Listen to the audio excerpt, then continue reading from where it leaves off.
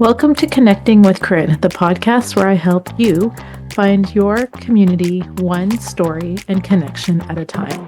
I'm your host, Corinne, and each week I explore inspiring conversations that connect us to the world around us, spark new ideas, and help build stronger, more meaningful connections. Whether it's through personal stories, thought-provoking discussions, or shared experiences, we're here to bring diverse perspectives to the table. So let's dive in and start. All right, welcome to another episode of Connecting with Corinne, and I have an awesome guest today. Her name is Carey Wilkinson Lee. Hi, Carey. How are you today? Hey, really good. Thanks for having me. Oh, you're welcome. Carey, you are a published author, and you also do ADHD counseling with Reimagine ADHD. I like to always introduce how I meet people first. I think we met through Fempreneurs. Yes, we did. Just like my friend Ketty and I had met through Fempreneurs. Carey, you and I met through the Fempreneur group in Cochrane and starting to create our businesses and everything else. And then we actually just reconnected recently at Oktoberfest back in September. And you were dressed up as a little tourist, and I dressed up as my iconic beer bottle costume, and I look ridiculous No, I at loved it. I loved it. that. It's perfect. And it And was I'm very dressed in unique. Irish gear today because the Six Nations is going on right now for rugby and Ireland's doing well. Anyway, just tell a little bit about yourself. I've been in Cochrane for 22 years, and I'm an ADHD coach.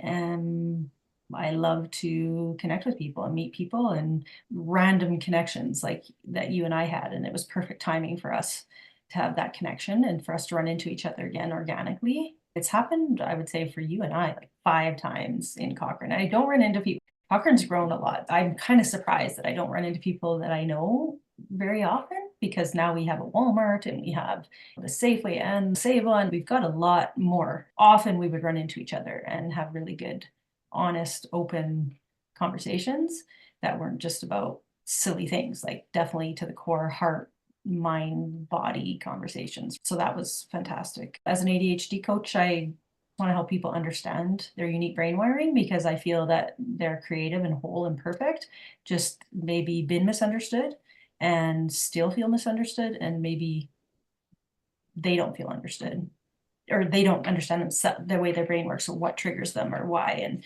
so I just try to approach it with curiosity, no judgment, because we can be really hard on ourselves. Right. And I know when I connected with you, I was diagnosed with ADHD only a couple of years ago, really. I was almost 40 or at 40.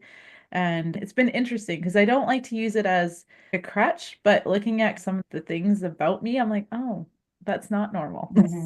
And oh, I can understand this emotional dysregulation and some of the things that go on in my head and the spiraling thoughts. Not everyone has these things in their head. Right. It's been really helpful to learn from you as well. You have a book as well. So do you want to talk a little bit about that? Yeah, sure. But also just about the fact that you're not normal, and that's totally something that we all say.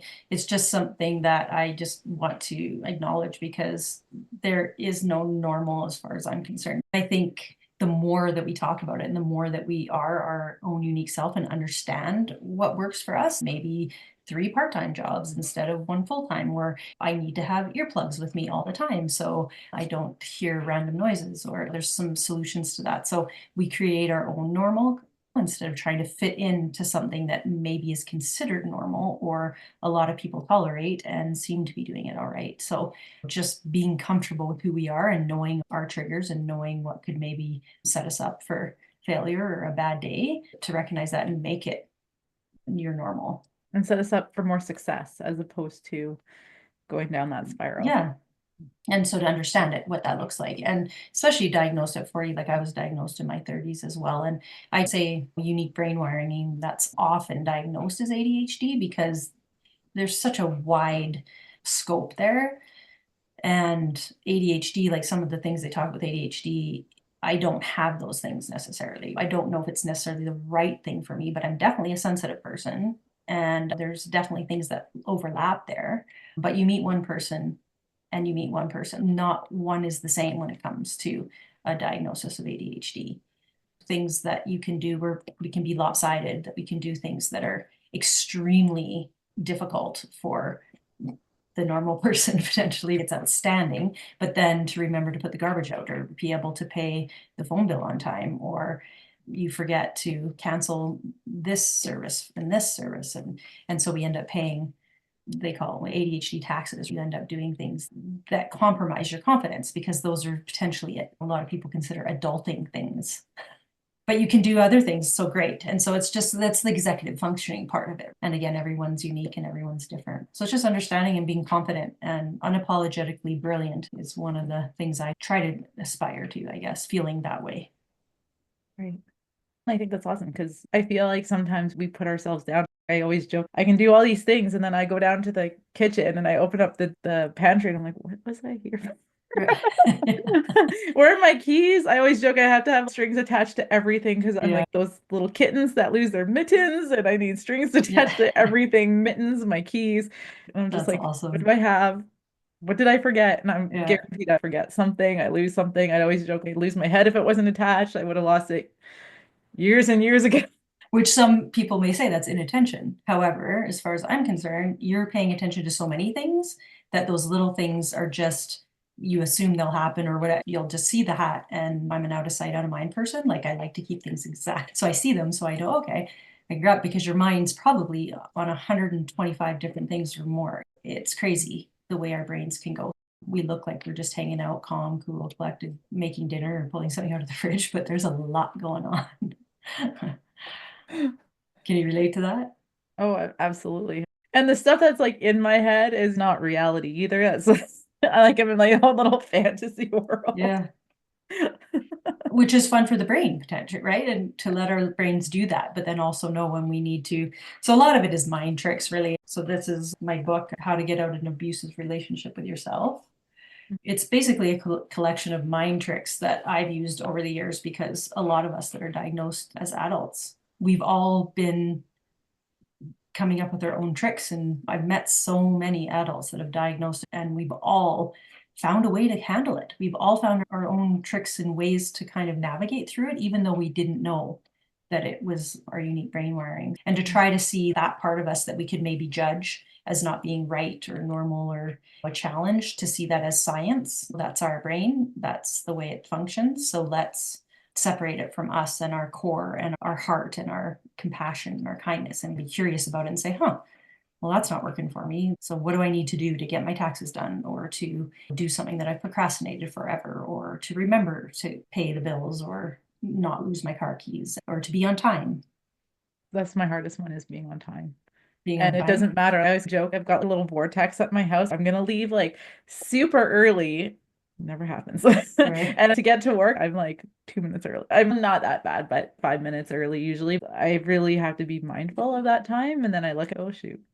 It's so interesting. And it's like a time, we call it time blindness in Yeah. where I was educated. And there's two sides to that coin, really. And I'm the other, because I don't like being late. It bothers me and can cause me anxiety. I've gotten better at being in the moment. And you know what? If I'm a few minutes late, I'm a few minutes late. The goal is now in my 50s is to just not get riled up about things and just try and be in the moment, and things will happen. So keeping a calm headspace is kind of the goal. But for me, I'll procrastinate because I'll think, oh, that's going to take me 2.5 hours. And then actually, when I've done it, it will take a half an hour, but I think it'll take long. Or I know it will probably only take me a half an hour, maybe. I'm assuming, which is silly, but assuming is not good, but it will only take a half an hour. So I have lots of time. So I'll just wait until the night before to do it. And then it happens more than not that it actually, this is going to take more time than I anticipated. I can relate to that. That's pretty much my life. I think I'm gonna have tons of time.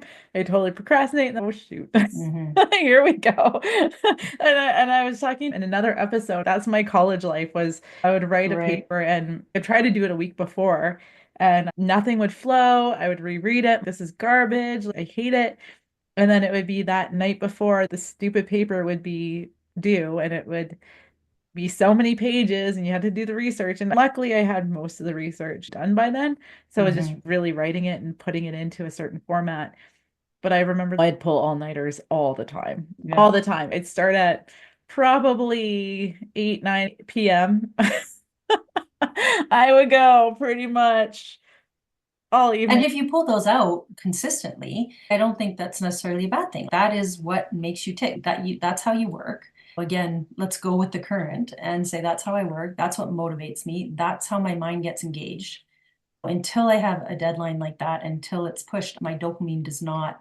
If it happens a couple times that you don't get the mark you want, or you realize, that's happened to me a couple times where it's just like I haven't done the best job.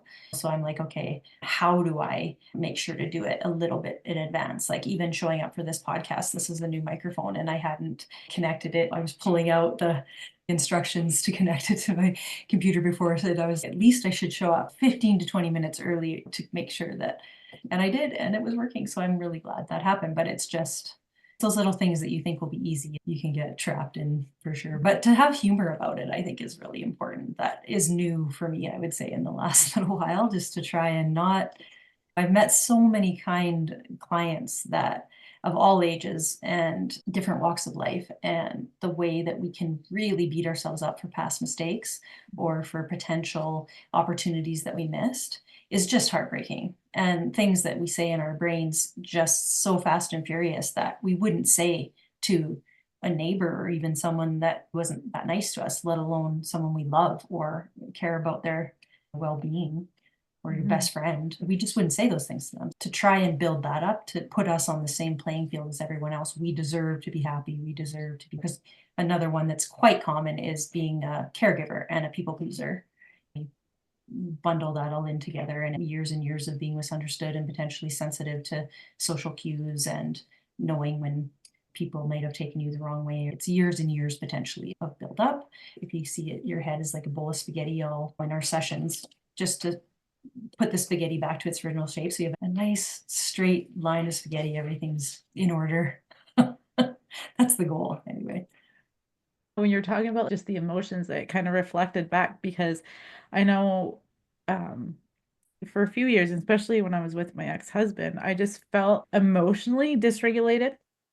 Like I would just be all over the place. And I don't know if it was probably due to stress, but it was probably just due to all these different jobs too that I was in. It was very much A-type, paramilitary type jobs, working for Calgary Police Service. I wasn't a police officer there. I was a bylaw officer for 3 years with the city of Calgary, but it's all very A-type personalities, and you just are doing what you're told to do. And I just felt my whole, for probably about 10 years or so, even when I was with my ex, just that emotional dysregulation. There's baseline here, and I always felt like I was just above that, and I could easily lose my shit quite quickly.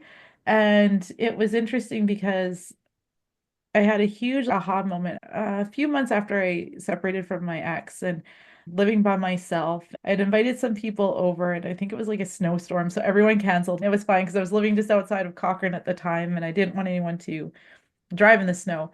But I had set everything up, and we have to cancel. And I reflected back, the old me would have been really upset. And maybe it was also feeding off the energy with my ex-husband too.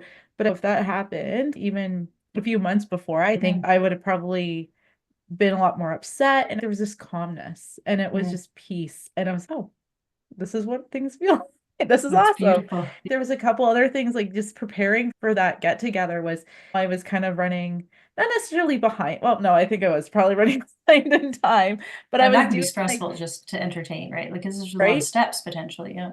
And I feel like even with entertaining now, it's over the last 3 years, I was just thinking, okay, Yeah. if Mark was here, I would have probably been snapping at him and being, oh my God, we have to get this and this done. Now it's just me. It's okay. I will do as much as I can. And if I have to prepare while my friends are here, Right. then I'm preparing. We can talk while I cut vegetables. It's not a big deal. And I just had these like aha moments of, I don't have to be so rigid in some of this stuff. And it was so freeing. And this is what calmness. That's so interesting that you say that, because I had the same epiphany, and I feel for me it was more of a gradual thing, because I think expectations and when I did entertain, I just put too much pressure on myself to do everything, like everything arranged, every nook and cranny cleaned, so that would stop me from entertaining. And then I would see other friends again that I'd come over and they invited us for dinner, but dinner wasn't even half ready.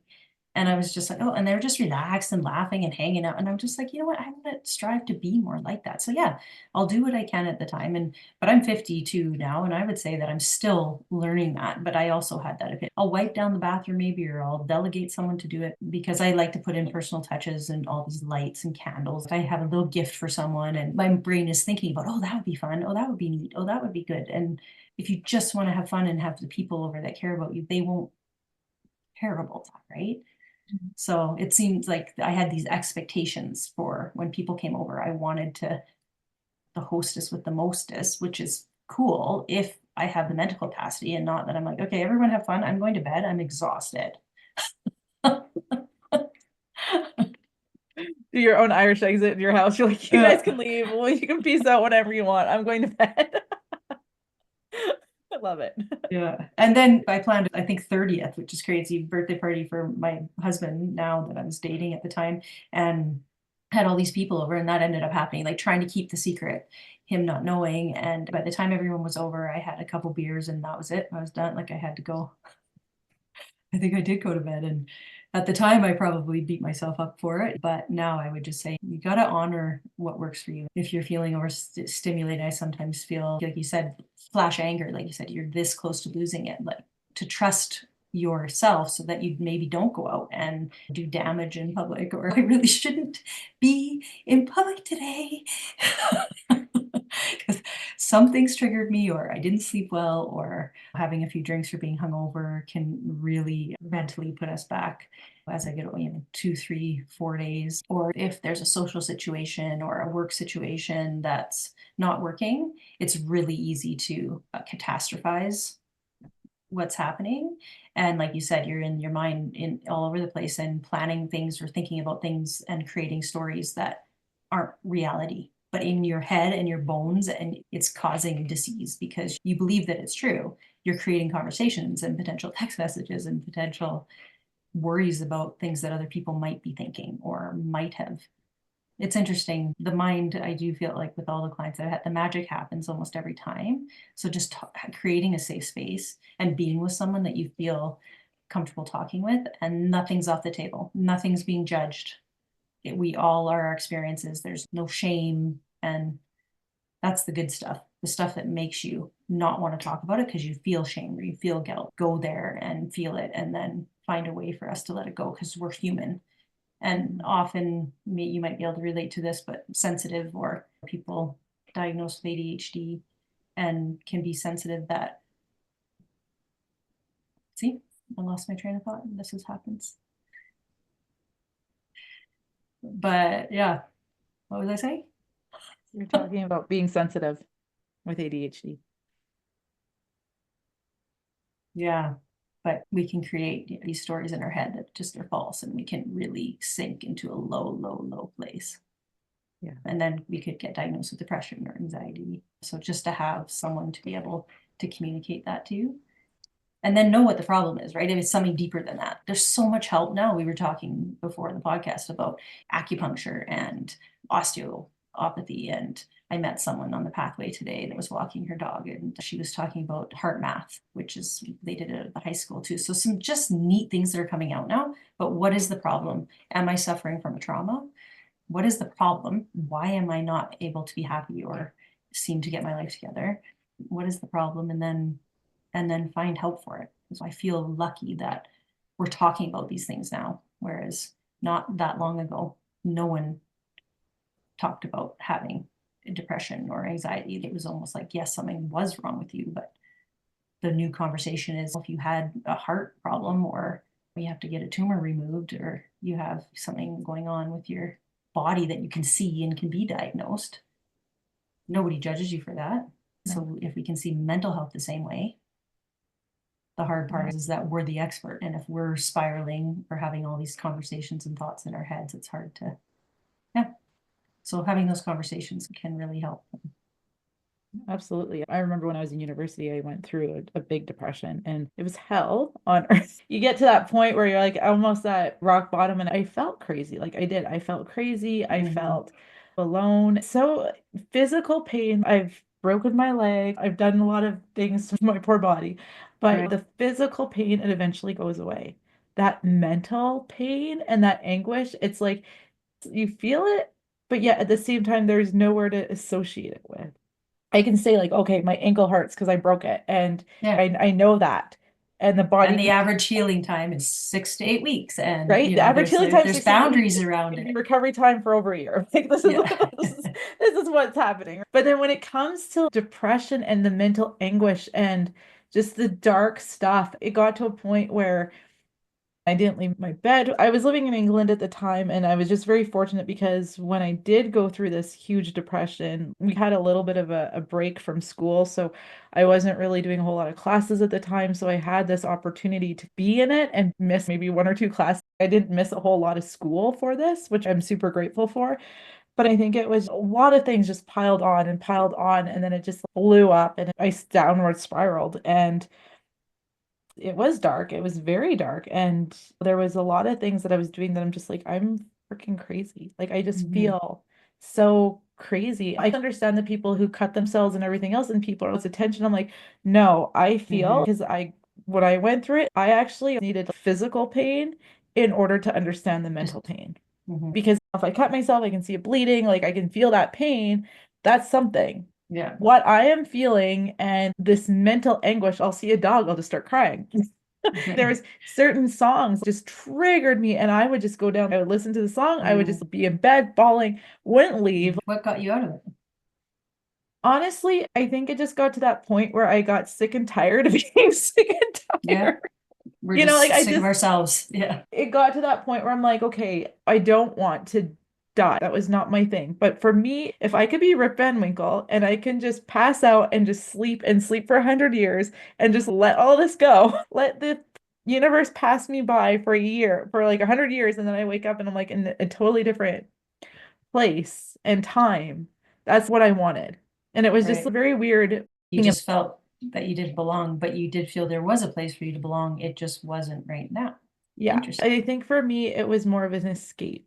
It was an escape because there was Yeah. just a lot. I think there was a lot of homesickness going on, but then I also ate a lot of crap when I was living in. And Yeah. so I gained a lot It's of a weight huge, because, huge change. Like it's a huge change. and And it was there's a a lot huge of change. responsibility that comes along and it's up to you. So Yeah. that comes like, so if And that I, happens now, like we're not curing anything, like we're Mhm. understanding and adjusting. My hope is that I know it's going to happen, but I'm hoping it won't put me out for 2 or 3 weeks or a month or 2 months, like maybe 4 days or maybe 2 days or maybe so the difference, I'm tired, I'm overwhelmed. So after a trip, with awesome trips with friends and family, a lot of the time they're just intense.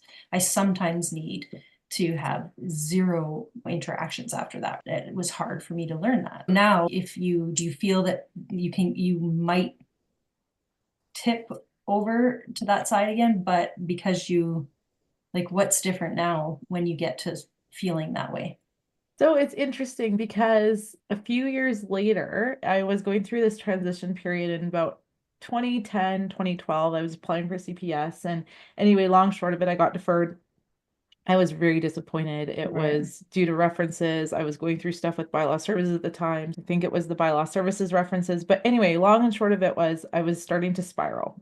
And I could start to see, I don't want to say signs and symptoms, but there was a lot of things that reminded me of when I was spiraling down when I was living in England. And it was, again, certain songs started to trigger me, and I was becoming angry, and I was just becoming a very terrible person, to be honest. And I know So it that was wasn't just, like you were drinking or eating to it necessarily, but you were angry and you were crying a lot, like you were yeah, emotional. I think a lot of pent up emotions. I just became Right, really angry. I became really right. frustrated. I also didn't want to do anything. I would be like, yeah, let's Mm, go for a walk. And seconds later say, I want to leave the right. house. When music starts to really trigger me and it's certain songs, I'm like, oh, that's something. It's so Yeah. weird. But what a beautiful gift behind blue. Eyes. Like Yeah. that song Which will one? Sorry? behind blue eyes. Have you Oh, heard that song with I Limp don't think Bizkit? so. Think behind blue eyes. Anyway, when I hear that song, it's a sad song. It's not a happy, upbeat song. That song Hmm. affected me when I was living in England. And then that song, I started to hear it in my head, and I was just like, oh, that's something. That is something. And But what a gift for you to know, like to be that self-aware. And a lot of my clients that have unique brain wiring, commonly diagnosed as ADHD, they're so self-aware. But a lot of time when we're in those kind of zones, we can't realize it. So just to know, okay, I'm starting, like how cool is that? That just, that's happened twice now. What do I need to, I need some self-care now, or I need to figure out what. Yeah. So, I mean, for me, it was very much that So what's, awareness piece. And yeah. I had always vowed after England, that is never happening again. I am not going down as deep. You didn't, And yeah. and it was interesting because when I did come out of my depression in England, like I did see guidance counselors at the school. It wasn't like really a psychologist. Um, and then it was just more of trying to get back into things like going for walks, going for runs, just eating a little bit healthier. Right. Um, Just baby steps, kind of it just was a baby steps. little And bit then better there today was than a time when yesterday. I would have a really good day and then I would have like 5 bad days. Yeah. But then the nice thing was I had 2 good days and then 4 bad days, right? And then the good days kind of outweighed the bad. And then it got to a point where it was okay, I had a good week. And it was like a good week. And then it was okay, good. That's great. And at the same time, And to celebrate those small wins, right? Like celebrate that, you know what? I'm showered and dressed today. yeah. And then it was interesting because I went to a tarot reader and the reason why I did this was one of my housemates, she was doing a master's in production and video stuff. And one of her projects she wanted to do was a tarot reading. So I was the guinea pig and I said, I'll do the Right. tarot reading, sure. And it was interesting because the tarot reader, you do all the cards and everything, and there's so many cards in the deck. And I pulled out the death card, and death is never meaning death. Death is a Right. transition period. But I had a lot of dark cards, and we did the past and present and future, and the cards showed I was in a depression. I'm getting out of the depression. But Yeah. then the nice thing was the future, you're going to get out and you're going to be Yeah. fine. And it was, oh, okay. I've gone through the darkness. I've Yeah. come out of, I'm slowly coming out of it. And then there's that clearing. And to Well, that's a learn from huge, that, huge, huge, yeah, lesson. Like just to right? trust. I'm going through this right now. And again, try to be curious. And I trust that I will get out of it. And it's what we were talking about a bit earlier too, before, because I can get to those places too. And I just get quiet. I like to be by myself. I like to read. I like to be at home. But when I went to Oktoberfest and saw you, I was so glad. And I just became a different person, but I had to take that opportunity to go out and explore, right? And so I find, and I know that it's been a long time since it's been so cold here, but I haven't gone for a walk. And then I run into someone who is the perfect person, honestly, to run into today that I haven't seen honestly for 15 years, 10, 15, and we live in the same neighborhood, but it was just, there's a bald eagle out there. And it was, the universe reminded me too that if you put yourself out there and just little things like that, you will be connected with the people that will help you. Be kind, try to make the world a bit better place. We wouldn't be here right now if I wouldn't have decided to go to that Oktoberfest, which it takes a lot of energy. I know there'd be dancing. I know there'd be people. I know it takes a lot of mental energy sometimes for us to be in crowds and to talk to people. I fully am in when I'm in. And so I'm constantly reminded about that. That's a beautiful thing, to connect with people.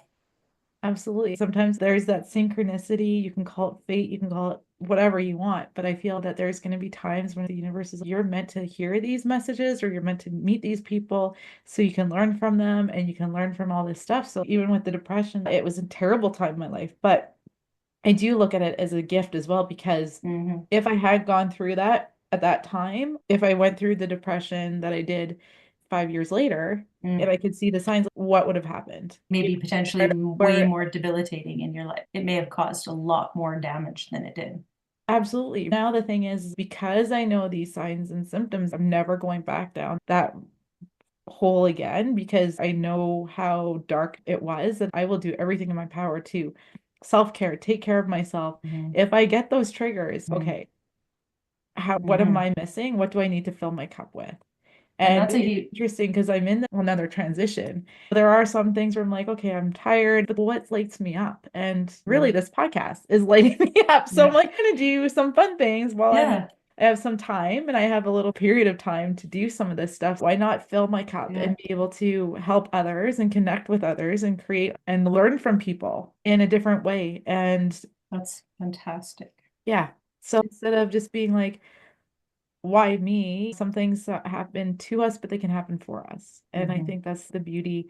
If we look at it that for us, what are these lessons that we're meant to learn? And it's coming full circle because I've talked about this in a couple of the other episodes with other guests about all this stuff. How do we learn from all this stuff? Well, and even though it's a hard blow and it feels like our ego could take us over, to see it as a gift. And sometimes when we can be predisposed to the negative thoughts, it's easy to think that way and to bring ourselves down. So a huge part of coaching, I would say, is the muscle memory. So you did get out of that depression the one time. So if it happens again, what worked the last time? And to know that you did it and to remind yourself that you did it. And those small things to give yourself the credit and actually feel proud of yourself a little bit. And so if you eventually, even from showering or even from going to that tarot reading or seeing the counselor, or even making the counseling appointment, to just let yourself feel good about that, to help retrain the brain for positivity, because muscle memory is strong. And if it's constantly being fed the negative, it'll just continue to do that. You did that all on your own, really. It was hard and you went through that. But at the end of the day, you eventually said, I'm sick of this. And you made the small steps to do it. And that is a strong, creative person. And to know that it is normal to go through some things like that, but to trust that I got myself out of it and I can do it again.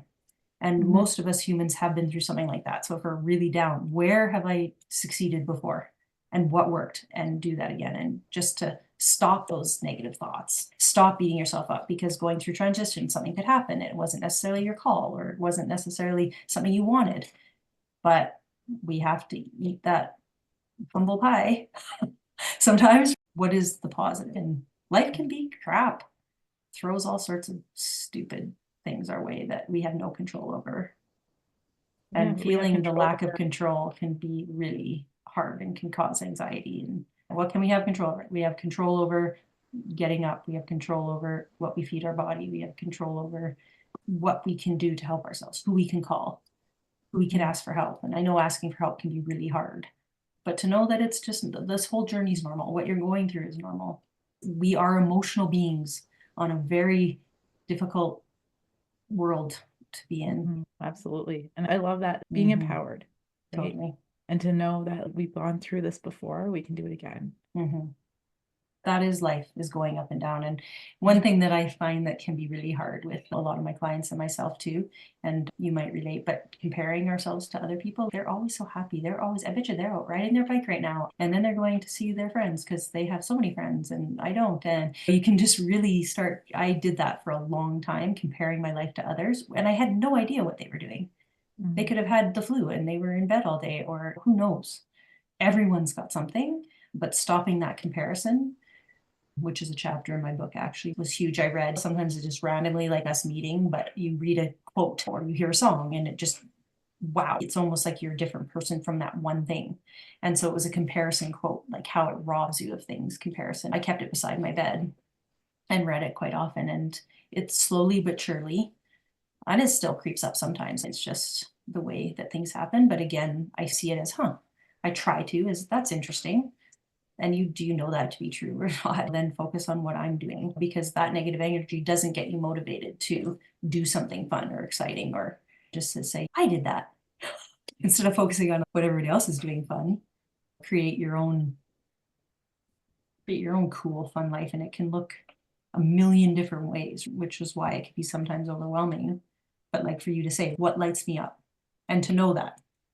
What triggers me in the negative, so I know to need, but what also lights me up. And yeah, it can be something simple, or it can, might need to plan a trip somewhere and build houses or something. Sometimes it takes a big change. I was just going to say, it's interesting that you're talking about the comparison, and it just made me think of all the social media, narcissistic behavior. And we all see people's lives and pictures and videos, and you're only putting out what you want people to see. And I think that's good, bad, whatever. There are some influencers and social media posts that some people will actually put out the crap as well. This is what we're dealing with, going through death or divorce or whatever. But then there is still a lot of people who look at my trips and look at this. And then it's just so easy to compare ourselves to that, because it's, I wish I could work in Mexico and do all these things. And people will say, oh, you're lucky or whatever. And other people come back, no, I did a lot of hard work to do this. At the end of the day, people can get jealous. It's so easy now, I think, with social media, Facebook, Instagram, to compare and to realize that what we're seeing is only a sliver of what people want. And they will manipulate it. They want to show, this is my best life. They're not showing the fact that they can't get out of bed. They're not to show, I am staying in bed all freaking day. Right. Well, and like And you I said, some mean, people might be doing it, but and it's some people also, if people are might, doing that and making a lot of good money, which I think can be a fun career, but it's also all consuming. You're always posting for strangers. You're yes. always in your mindset doing something. So you're on your phone all the time and you're always thinking. So it was something that I thought would be fun to do at one point and I could potentially do, but I just found that I couldn't handle just being out there. For me, I'm better with on the front lines in my life, helping my neighbors, helping connecting with my family. And it was just too big, broad, wide, and I just didn't maybe understand the total purpose of it, you know? Mhm. I guess, unless there's a message there, like I said, I'm having fun. If there's something to do with dancing and music and one day, I think it would be fun to do it. But to not put this expectation, because then you're always on your phone. You're always on something. You're always planning, and people may like it, they may not like it. So as long as you're having fun, but then yes, to also realize that everyone's got something. Everyone's got something that life's gonna throw at them. So those little minutes that you see, yeah, that's just life. Life is gonna have some crazy blows. And I think that when you were saying that about the trip too, but do you really want to live in Mexico to actually know, to understand that and know that it seems good and our brains can absorb almost anything? That would be cool. That would be fun. But to actually take the time to stop and say, what is it that I really want? And sometimes that's a hard question, really hard question to answer. And it Because I takes feel some like, unpacking oh yeah. Because I think with that's the thing. It's hard for people to know what it is they really want because I feel like there's just so many more influences. What do I want? Because you're thinking like, oh, I want to make my parents happy. I want to do this. You don't want to disappoint your friends. You create all these stories with your job or work or whatever. We have these excuses, but then if we dig deep and what is it that I truly want? What things really light up my soul? You want to travel? You want to see the music? All right. So booked a trip to Coachella. That was that was something. So I'm going to Coachella in the spring. where is that? It's in California. That's fantastic. There's 2 weekends, 3-day festival on each weekend, and I'm going weekend 2 and seeing Green Day. I used to go to festivals in the summer, pretty much every summer when I was Yeah. younger in my 20s, or see a concert. And when I was with my ex, he just didn't really like the music that I like. We would go maybe to a couple concerts here and there, but it was on his terms because he wouldn't go with me otherwise. What lights up my soul? And it was, you want to see Green Day? Let's go see Green Day. Right. And they're going to Coachella. So I'm like, done, done, Right. bucket list. And that's so neat, and that's why it can be overwhelming sometimes because it can be a million different options. I like Star Wars, or I like reading, or I like that, to really just drill down to what that is. And sometimes that does take help from someone when our brains are just too scattered, if we're feeling pretty low and regret from the past and that kind of thing. Yeah, our brains are brilliant and adaptable and continue to feeding it positive energy and to actually know. And then to say, what does I want? And then to book Coachella. I don't know anyone who's been to Coachella, and I don't even think I'd actually think to do it, but I think that's so cool for you. And I'm a little bit jealous. One of those whims. I think it was definitely one of those ADHD. Oh, this seems like a fun idea. Yeah, Booked. but And then the little bit of regret after, can my bank account afford this? Whatever. But and I you have know, to get on an airplane and I have to go through cut and I have to, is my passport good? it's going to be ridiculous because I rented an SUV. I'm going to be car camping. I asked a friend to come with me, so she's coming, and Oh, it's a and you bucket. know what? That can change the whole year, or at least the next few months. You Yeah. have something, and I find them like that too. If I have a trip planned, even if it's just 4 days going to BC to visit some of my good friends or just something, I do find that I'm a happier person because, oh yeah, in 6 weeks I'm going here. It's just kind of that gentle reminder to pull back. So I've always learned that I do need to connect, make a plan to connect with people that matter to me, that feel like home when you're hanging out with them, and to have a little fun and to laugh and connect with your own soul and people that get you. I know the things that light me up. Rugby lights me up, even if I'm not playing this year because I tore my ACL over the summer last year. Right. I'm gonna go cheer on as much rugby as I can and watch the rugby. Stampede always makes me happy. It's my favorite time of year. So Really? just Yeah, even that's funny. going I to avoid it. I avoid it. and it's so funny Too because many people, too many things. I know it's so funny because I'm like, I hate too many people, but then come Stampede week, I was in the band. I was in Stampede band Were you? for Oh, I didn't know. years. So Oh, you have we lived on the Stampede grounds for 10 days for 2 years, and it's ridiculous and crazy, but it's fun and it makes me happy. yeah. So I find I do the things that make me happy. And I think this year is about just listening to what my soul wants. And my soul was, let's podcast, let's do this stuff. And when you were saying to put yourself out there and on Instagram, it's funny because I don't like putting myself out there on Instagram. And a buddy of mine had said to me, you don't have a lot of photos of myself, a lot of other random shit like rugby and my Stampede band boots because I was so happy I got them last year and just all these different things. And it's not necessarily just me. You see other Instagram Yeah. accounts and it's a selfie here, selfie there. And I really don't put myself out there. And then it's just ironic that doing this podcast of putting myself out there because it's like, who am I to do this? But then I was thinking, like, why not? Why can't I do this? Because But knowing you the way that I do, you want to help people. yeah, So you don't need to put yourself. It's not about you. And so I can relate with that too, because I like to volunteer and to do things in the community to help the community. And I can struggle sometimes. Oh, look at Carey doing that again. Oh, isn't she great? I just want people how easy that can be. Like a half an hour, we did this, this, and this, and look at the impact it made. There's a fine line there. And then again, you just can't necessarily worry about what other people think. You know your heart and you know what you're doing it for. And maybe there were times I was doing it for that, to let myself be okay with that. I don't know. It's a whole new world. When I was in my 20s, my dad had a cell phone that was this big attached to the car. It's a whole new world now, the way that we've had to adjust to or trying to still adjust to. Just curious, I know that we have to cut off soon, which is sad, but were you aware of these things that lit you up when you were going through that depression in college? Did you have things like that? when I moved to England in the first 3 months, we were eating and drinking crap. Everything is with chips. And by chips, I mean like big fries, the So thick good, but fries, so like bad, right. like And sometimes we don't realize chips, how that's going to affect our mental health, but it, right? Everything with chips. So I yeah. was just And I beer probably. from September to December, I don't know how much weight I gained, but I came back for Christmas. I couldn't fit into any of my clothes. Like Yeah. it was Well, that can crazy. be depressing. I went No, from but probably a it's size 10 to 12 pants, and I couldn't even fit into size 14, 16. It was, I and that's had a hard bullied. thing to, yeah. And I didn't realize that because It's pretty common though for, they call it something, the the university freshman found was 15, like I freshman remember I was like 30. 15. When I came back to England, it was in January. It was about February, I think, when the depression hit. And it was pretty much the whole month of February, I would think, like about 28 days, a little bit more or less. I just felt so gross. And I just felt like I didn't want to leave the house. I think it was probably the seasonal depression because the joke was it was either raining, about to rain, or just rained. Right. And you couldn't do laundry And outside. if you didn't fit into your clothes, like that's a hard one And I too, couldn't right? fit Like into my if, yeah, clothes and it was cold. And they say they have heating, but they're all radiators. And I'm literally right. sitting against my wall. Skin is pretty much on the radiator. The radiator's cranked up and I'm freezing because in England, the It's cold like a just cuts wet right through cold. you. Yeah. Here you can layer up and it's your eyes freeze, but your lashes and nose hairs freeze, but you're kind of bundled. Whereas that wind just kicks right through. And even though it's 5 degrees, oh man, was never warm. I was cold the whole time. I was just not a happy camper. And And we build our houses and things for yeah, minus 40 and it degrees, was right? not So well heated. right. But to answer your question, it just got to a point where I remember thinking, okay, I need to get out of this. What can I do? And there was a pool by my house. So I started going swimming a little bit.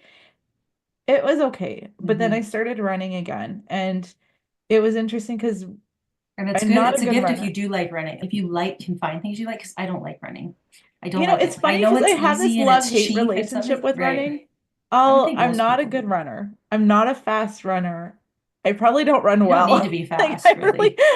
but getting out there and then because Fresh air. it was cold, but I liked the rain. It was kind of that drizzly rainy, so I didn't mind that. Going around the town that I lived in, it was kind of modern, but then a little bit gothic in some areas. So I liked figuring You out never know what you're going to see. Again, you get out there. I went out this morning. I hadn't been out for a while, but a bald eagle flew right past me and then landed not too far away. And I got a great picture, sent it to my dad. And it was just enough to fill something. Just also you saying that, because I would say at some point, and even sometimes now, what makes me happy? I'd like to go for drinks and some food with my friends and go and have fun and do that. But you get to a certain point, if you do it too much, I can't recover mentally anymore, and I can't recover. I haven't had drinks for a long time. And as we get older too, there's certain bodies and certain diets in our household that we have to accommodate because of health issues. And so it kind of forced us to do it. But I have so much fun going out with friends and having a few drinks and doing that. So you sometimes have to, yes, that's what lights me up, but I have to find an alternative because that can almost be depressing, knowing that you kind of have to stop something that really makes it fun or adjust a bit to adjust. I feel like that with the rugby culture, it's very much of right. drinking and partying, and especially in the summer. And That guys always excites joke, they're me. like, You Crane, just you're saying not that, right? drinking. Well, I'm going to drive your How asses fun is home that? later. Yeah. Over the last few years, too, for drinking, it's just like, I don't need it. I don't need to Mhm. drink to have fun. And I think that was just that realization and having that awareness. I can still have fun and still Mhm. party with these guys and be their designated driver. I don't mind. I will still dance. I don't care. And I stopped having that judgment. And yes, you're gonna see the people really drunk, and when you're not Mhm. drunk, it's not as fun. I admit sometimes it's not as fun, but then I've done some really stupid things when I've been Yeah. drinking. When I did drink, especially when I was in college, I would go full out. I would Yeah. just drink all night, and then the next day I would get so sick, and then my parents would give me the lecture of how I'm killing my liver. And I wouldn't drink off, but I binged. I was a binge drinker, so I wouldn't drink Mhm. lots, but when I did, I was it the was same. Yeah. it was But crazy. also there is something with ADHD diagnosis and that with the unique brain wiring, it's very common. Recreational drugs and alcohol, yes, because to Interesting. stop those negative thoughts, to stop your mind. So once you have 2 drinks or 3, and then it's just fun. And then you're in the moment, you're thinking, you're with people, you have a new best friend at every table, right? And so then you just don't want to stop. And then all of a sudden it's tequila shots. You're like, Yeah, tequila. And then you and then regret your it's learning because it does stop. Social anxiety can be huge because of the potential hearing and social cues, the noises and the pressure to be someone that people like and to say the wrong thing because sometimes things just slip out. Oh, did I say that? That was too super inappropriate socially. The drinking can just help that. So it can be, I used it for, I definitely found that it helped me in social situations, I thought. And then in the next day, then I would overthink things or do something stupid, right? And then it was very hard for me to forgive myself when I would do something like that. yeah. So a lot of learning around that for sure. Yeah. And I feel like now it's like you said, it takes days for me to recover from drinking. So Mhm. if I don't drink, it's not a big deal. And I try Mhm. over the last year when I was going through osteopathy school, I just didn't really want to drink. I just Mhm. never felt the need to drink. So I didn't drink for almost a year. And then when I did drink, I don't really know if I like the taste anymore. I really don't drink a lot. And so when I'm in these social settings now, I'm still gonna Well, have not fun. I'm just still that will gonna help you a dance. lot. Like it is, we don't know what's in it necessarily. There's all these beautiful colors in the liquor store and all these beautiful bottles and all they're all marketed for all and it's all flavorful and whatever. But it really is potential carcinogens that we're putting in our bodies. Like Mhm. young women can't metabolize it the way men are, but we're making as much money as men now, so they're marketing to us. But our livers can't metabolize it the way I knew a really good nurse friend. She's actually in my book too because she saw women in their 20s a liver failure and they won't necessarily do transplants or something like that. And it's not a fun death with alcohol. So to know what we're putting in our body, and for me, with the mental part of it, the fact that I needed this much clear alcohol, the bottom of the glass, why couldn't I just not put that little bit of clear alcohol at the bottom of the glass, but have the same drink? Hmm. What is it about me? And so again, trying to be curious instead of judgmental about it. And then, yes, to go easy with yourself. And alcoholism is huge and it's a disease. It can be hereditary, it's a disease, but to be easy with yourself. And again, if that is a problem, what help can I get? Because, like you said, small steps, you just get sick. Eventually, we'll get sick of ourselves, I would think. I think it's awareness. Do I really need to drink? And the answer is no. No, I don't. Or do I need to get drunk to have fun? And the answer at one point was I loved partying. I loved going out to the clubs. I loved dancing. When I was 18, we didn't have the AGLC regulations that they do Yeah, now. We no, go to the a Taz. glass of wine was a glass of You go to wine. the It wasn't. Taz, you get the really shitty drinks, but they were like 7 cents. As a college student, you're just like, all right, here we go. $1. Here's a whole shitload Right. of drinks. And then Value when you for go to your Taz, it dollar. would turn Yeah. into a quarter for a drink, and we only get 4 drinks for my dollar now. What? That's ridiculous. But I might as well get 4, not Well, one. we may as well get four. But we would be so cut after a Yeah. dollar for 7-cent drinks, and they were not good drinks Uh, and watered down. We yeah, would that just, shouldn't be allowed. You're right. but it was so great. I You know what know. I mean? Like with I think we Cowboys, it had was like like those I've been to 25 bars that are cent free drafts for at one women. point. Free for women at bars sometimes because I've Yeah. been to, Yeah, it was, because oh then yeah, they ladies night brings was the actually men. with Yeah, free. totally. Yeah. Yeah, I would be that person. Okay, guys, I know there's gonna be no one at the club at 8 o'clock at night, but here's the thing: we're gonna pound out your dollar drinks, but we'll have fun. Then we have all night to drink water, whatever, because we know it's gonna go up in price. And I think by 10 o'clock, then it would be $3 for for a candy apple. An hour, you get cut, and then we'll just dance for the rest of the night and have that buzz, right? And then the buzz will Well, wear. and to drink the water is huge. If you're drinking consistently all night long, even if you didn't front load, if you just kept the 7 cent thing going, but just to have that water is huge. I don't No, we want never us did. to take away from like We would just front serious. load. Yeah, We totally. pre-drink and then front load, and Yeah. then but then it got to a point too where 7 cents a drink, that's crazy. I That mean, doesn't happen anymore. I mean, Cowboys, yeah, 25-cent Yeah. drafts at one Yeah. point. Now you can't get that anywhere, not at all. It's funny because I like my value for my dollar too. If I'm gonna do it, because you're gonna get drunk and you're gonna be shitty tomorrow. I don't care. This is the value for my or whatever. Oh, If yeah, you that have a was- dollar, I'm gonna spend my dollar. So I might as well get 4 because I'm spending a dollar. What am I gonna do with 50 cents? Oh man, these kids have no clue how we did partying. You can't afford to drink as much as I used to. You can't get candy apples or the sour apples for 7 cents and shitty drinks. Darn, but good, probably. You had to pre-drink at home and make them yourselves. I just got to that point too where you can party it out for a day, and now I can do that for one night and stay up till 3, 4 in the morning and just get hammered, and then I'm for the rest of the week I'm out. Yeah. Right? And I can't, I've just realized lately, even not even doing what you're saying, I'm like 3 drinks potentially, depending on what's happening, but I can't motivate. And if you're trying to run your own business or try to be positive, I don't have room for it anymore. And even just be aware of the fact that we just do it mindlessly too. You don't even think about it. You sit down and order a drink. And I went out a while ago when I was starting to not drink, and it was a Friday night. I wasn't even driving. I had to acknowledge, I went out on a Friday night to a pub to watch live music. I would just order a beer or a draft because that's just what I always did, but mindlessly, especially if I wasn't driving, to recognize that we're just mindlessly doing it because that's what you do. You just go and order a drink. And then I feel like you can't remember the night. When I go to Coachella, I don't think I'm going to be drinking much, if at all, at Coachella. And I think it's going to be a sober Coachella, which people can go, that's not fun. But you know what? I'll be able to remember everything. And you will watch me dance, and it looks like I'm drunk anyway because I can't dance very well. And the way I wander around when there's flashing lights everywhere, the ADHD kicks in, and I'm a little squirrel anyway. Oh, what's that? Right. What's that? You know, and I wander around. How cool that you've given yourself the opportunity to do that. Just seeing, well, and to see that you can have fun without drinking. You had to give yourself and put yourself in those environments to see that you can do that. And actually sometimes seeing really drunk people at 2, 3 in the morning, be like, thank goodness that's not me. It can look like fun after, but then after a while, be able to actually see that from a sober perspective, but then to give yourself the chance, to see the lights and to dance anyway. I just felt my day and age anyways in the 80s, that we just did it. You just went out and ordered a drink. It was just something that you just did. You didn't even really question it. There's this guy in Bali, and he does these sober parties, and they're called Rise and Shine parties, and they look amazing. And it's still dancing to like the EDM music, but it's sober, no drugs, no alcohol, just having fun. And the nice thing is it's everyone, the whole collective. This is what you're doing. And he does high on life parties at 9 a.m. So like you can go for yoga at 9, and then they have a dance party afterwards. Oh man. This is like so neat. Bucket list for sure. But there's so many more of these happening now. Sober parties have come out.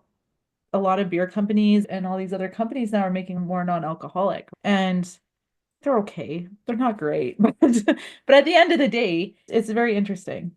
And I haven't found one that I really liked either. I'd rather have ginger ale with cran. You can make really fun drinks. Thinking about and I appreciate you sharing that deep, dark depression. I know sometimes it's really hard to get out of. I know it is a disease. I know it's something that we can't, that isn't something that's just easy to get out of. If you're addicted to alcohol, then it's not easy to get out of.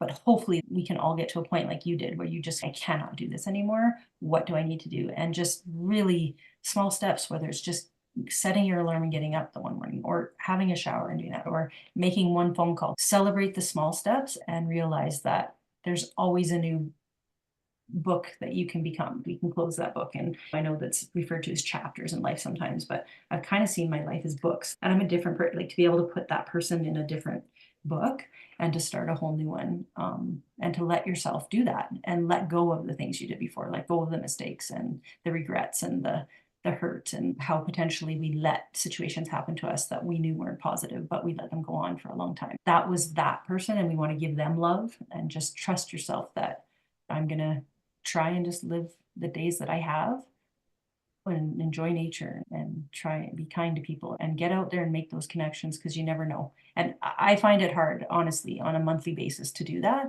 I do have to force myself to go to things constantly. And I wish I didn't. It sucks because I love being at home reading books. I like to escape into it. I can read a book in a weekend. No, not hard. Do you know what your sign is, Carey? I'm a Pisces. Okay. But that's a water sign, isn't it? Yeah, it is. It's a fish. It's a little fish. But we're kind of the yin yang. There's both elements. We can often see things from very angles, known to be open-minded, which I find that I am. But then it's also sometimes hard to decide, because I can see this, and yeah, I can see this, and yeah, I can see your side, and yeah, I can see your side. I'm a loyal, honest person, but I can also see all sides of the story. So I don't usually pick a side, which can hurt friendships potentially, depending on the situation. The reason why I asked was just because I know with water signs, I'm Capricorn sun, but Cancer moon, and Cancer is a water sign, and I'm very much that hermit too. So I can go and I can go, and especially I go by the seasons. So for me, summer, spring, summer, fall, with the rugby and everything and Stampede, I can go out there and be with a lot of people and be in crowds. But then every Sunday, I need a hermit.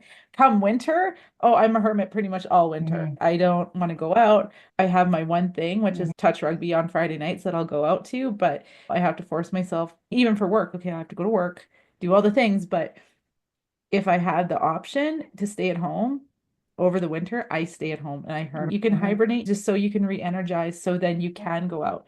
Because I feel like a lot of the water signs, my friend Kathy, she's Scorpio Cancer. She's the same way. She's like, I don't want to go leave the house if I don't have to. I have to. People, what's that? I can understand what you're saying, and to let ourselves be that way, to understand it, and to not say, why am I not doing this? What's wrong with me? Why can't I? You're right, to honor who we are. And I think that does, Oprah said it, once we get to our 50, right? It's true. Once we get older, we do learn. The longer you live, the more you learn, right? And yeah. This was an awesome conversation. I love it. And how can people find you if they want to work with you as an ADHD coach or to get your book? ADHDcarey@gmail.com is my email. I also have a website, CareyWilkinsonLee.com. And how to get out of an abusive relationship with yourself, which is the mind tricks, like I said, that I used, and being in the moment and not comparing. And there's a little exercise in there that you write. We purge all those negative thoughts, and it's crazy how many were in my brain. I filled pages and pages in a week, but I was shocked at what I was saying to myself, and then just slowly trying to replace it. Again, being self-aware and things that had worked. And I was going to mention about that, because being someone with my unique brain wiring can be hard to write a book. So how that ended up happening was pretty interesting. But if you have a will, there's a way. And often just saying it in public, or someone being accountable, or having a purpose why you're doing it, and you can almost do anything if you really want to. It's just the baby steps. Exactly. Little baby and finding out what gives you that dopamine hit, and finding out what works for you, not anybody else, right? I'm not doing this until I do this. I'm not picking up my iPad to play Candy Crush until, and sometimes it works, sometimes it doesn't. But when it gets down to the end of it, I have to do those types of things for myself daily. I'm not going to go shopping for anything new until this is not, or whatever works. I have to police myself constantly. Yes, thank you so much. I appreciate you're welcome, reaching out to me and sharing your story so opening and honestly. And I'm excited for Coachella for you. Oh, thanks. I'm excited too. I'll put the links and your email into the show notes so people can find you.